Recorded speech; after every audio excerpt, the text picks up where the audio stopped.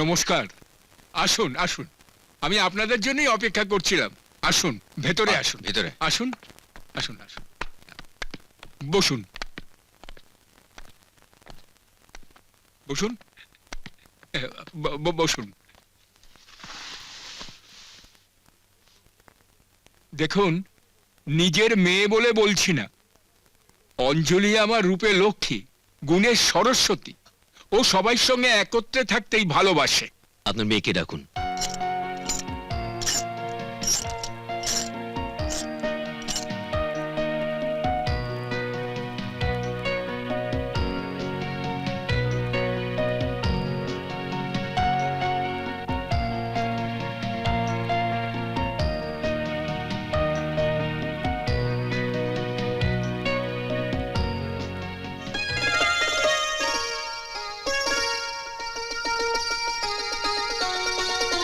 দাদা,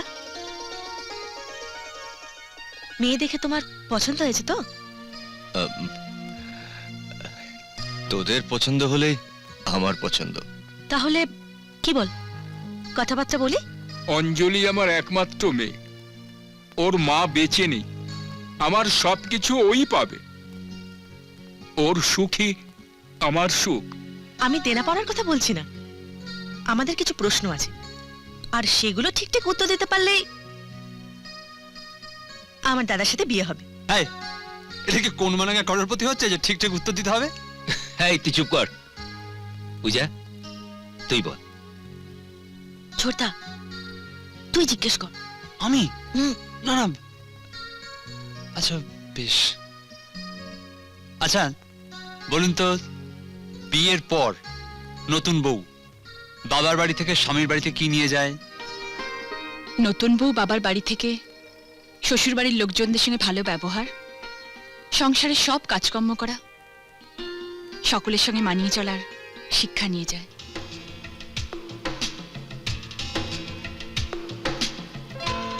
একটা নতুন মেয়ে তার স্বামীর সঙ্গে কিভাবে মানিয়ে নেবে?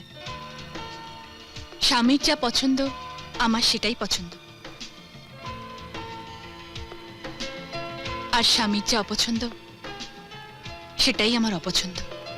আমার একটা লাস্ট প্রশ্ন আছে, দাদার বউকে আমি কি বলে ডাকবো? বাবা মা যদি বেঁচে থাকেন তাহলে বৌদিকে বৌদি বলে ডাকতে হবে, আর বাবা মা যদি না থাকেন তাহলে বৌদিকে মা বলে ডাকতে হবে। বাহ, দারুণ, একদম ঠিক উত্তর। সবাই তো প্রশ্ন করলো, কিন্তু জামাই তো কোনো প্রশ্ন করলো না। আমার ভাই বোনদের প্রশ্নই যথেষ্ট। তাছাড়া যে মেয়ে সবাইকে নিয়ে মিলেমিশে থাকতে পছন্দ করে, সে নিশ্চয় চাইবে না যে আমাকে আমার ভাই বোনদের থেকে আলাদা করতে। দাদা ঠিকই বলেছে, বৌদিকে আমাদের খুব পছন্দ হয়েছে।